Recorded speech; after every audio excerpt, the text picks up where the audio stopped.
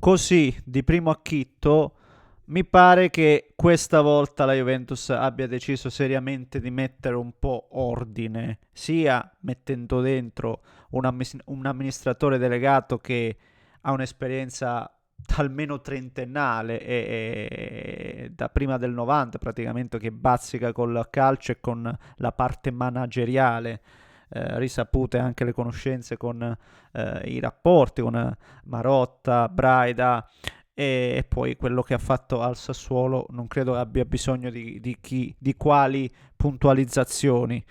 E poi l'aspetto che però sottolineerei più di tutti è che era chiarissimo, era veramente ormai acclarato che tra l'allenatore Spalletti e ormai ex CEO,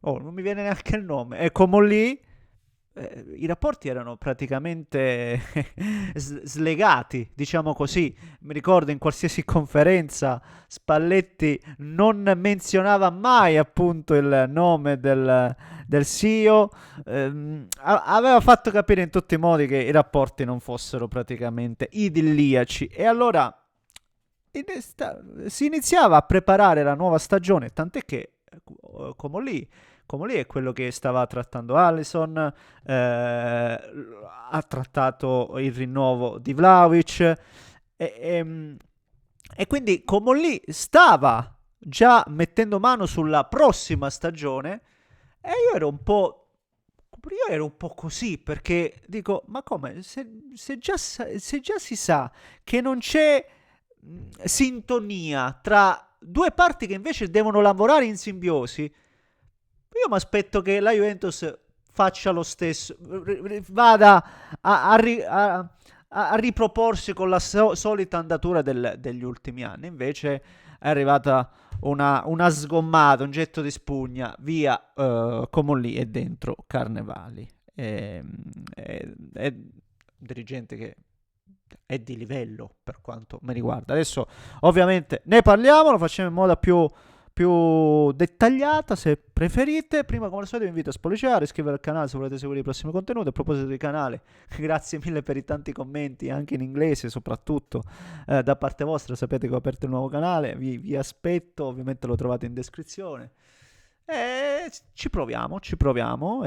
Sapete che la passione che nutro per il pallone proprio a 360 gradi, quindi mi piacerebbe anche valutare più partite possibile estere e lo faremo durante la prossima stagione. Alle 16 il solito appuntamento, programmerò già la live 16-18 se volete unirvi con me e Prince, abbiamo anche tanti ospiti, venite a vedere, ci divertiremo, trovate sia qui in descrizione il canale sia YouTube che Twitch per le live, quindi vi aspetto 16-18 e detto ciò parliamo di calcio, scusate se faccio un po' di faccio pubblicità da solo, vabbè ho il mio canale, posso anche utilizzarlo per questo, non giudicatemi male. Ehm, no, adesso facile dirlo col senno del poi, ma come lì onestamente, al netto poi del mercato, dei profili che non sono stati valorizzati e di tutto il resto, raccoglieva anche un'eredità complicata perché sono anni che fa fatica, se ne sono passati di dirigenti, li menzionava anche Sport Mediaset, negli ultimi 6 anni una vagonata, cioè poi dal 2022 mi pare con l'intero blocco del CDA, no? Che era Prisma, l'inchiesta Prisma, si era dimesso totalmente e da lì diciamo la Juventus ha avuto veramente delle difficoltà e non è riuscita a ripetere proprio il decennio precedente. Era difficile, era quasi impossibile perché 9 scudetti di fila era qualcosa di clamoroso, però la Juventus aveva creato un gap così enorme con tutte le altre che non pensavo poi riuscisse anche a depredarlo così facilmente. Cioè, si sono dovuti impegnare per fare così tanti danni negli ultimi 3-4 anni. Si sono dovuti impegnare, secondo me. Ripeto, per il gap che per meriti proprio, ovviamente, la Juventus con i vecchi dirigenti si era riuscito a creare.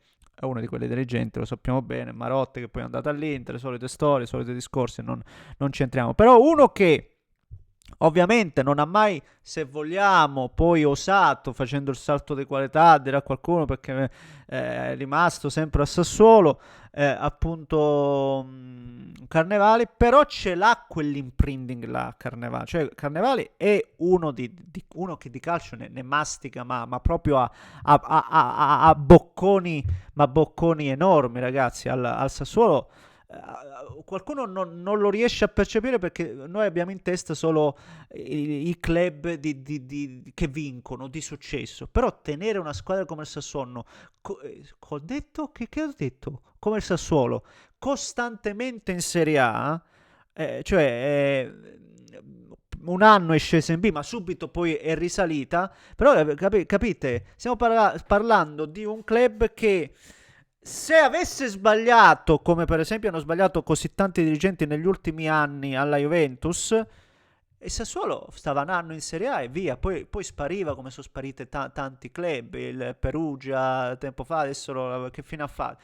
Spariva allo stesso modo il Sassuolo, non me ne voglio, ma una dirigenza, una capacità oculata sia dal punto di vista dello scouting, sia la parte manageriale, sia nel curare le infrastrutture a 360 gradi. Carnevali si è dimostrato un pilastro, una persona veramente clamorosa. Sono tanti giocatori poi sono stati valorizzati perché riesce a creare valore.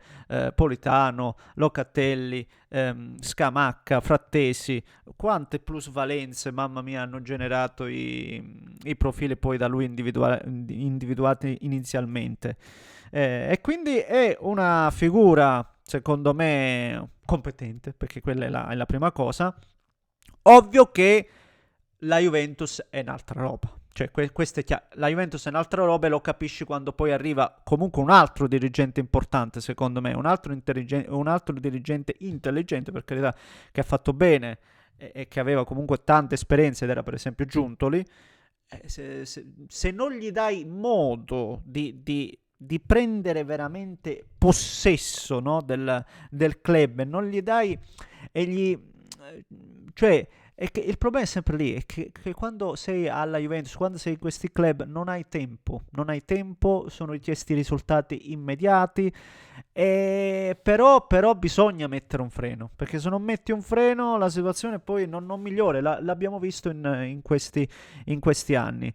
Eh, Però qualcosa, come dicevo prima, sembrerebbe essere cambiata, perché lo stesso Spalletti, nonostante non abbia portato per esempio il piazzamento Champions, però hai visto una crescita della squadra, l'hai valutata e allora rimane. Quindi se vedi delle capacità in Scarnevali, bisognerà dargli del tempo e modo di agire e i risultati arriveranno.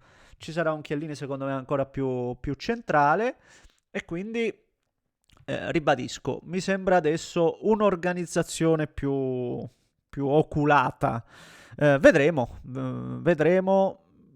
Ribadisco, io già stavo vedendo un po' il fatto che appunto Comolli aveva preso possesso anche del prossimo mercato, ho detto ma anche quest'anno mi sa che la Juventus invece via. E adesso vediamo perché sentivo anche Fabrizio Romano in mattinata e parlava del fatto che Romano o Moretto, non mi ricordo. Comunque dicevano che anche lo stesso Vlahovic, magari che era stato trattato, il rinnovo era stato trattato da, mm, da Comolli, magari si può andare a rivalutare la questione. Vedremo se vorrà lo stesso Carnevali, sempre ripeto, magari affiancato da Spalletti nella decisione di quello che vuole, perché poi bisogna vedere sempre, il discorso è sempre lì, perciò vi dicevo, ci deve essere simbiosi tra l'amministratore e poi quello che traduce in campo, che è l'allenatore, quello che collega i due fili. Niente ragazzi, non voglio rischiare di annoiarvi. Così, ripeto, perché poi le cose vanno viste, questa mi sembra una buona notizia per la Juventus, per i tifosi juventini. Questa secondo me è un'ottima notizia. Ad oggi mi sento di dire questo. Poi ovviamente, ribadisco, tutto viene visualizzato con i risultati, però non bisogna tenere presenti solo i risultati a breve termine. Ecco, quello è. Va bene, signori, fatemi sapere cosa pensate voi. Ribadisco, trovate in descrizione il mio secondo canale in inglese, trovate la live programmata dalle 16 alle 18, il canale Twitch. Venite, seguitevi, iscrivetevi e io intanto vi ringrazio. Ciao.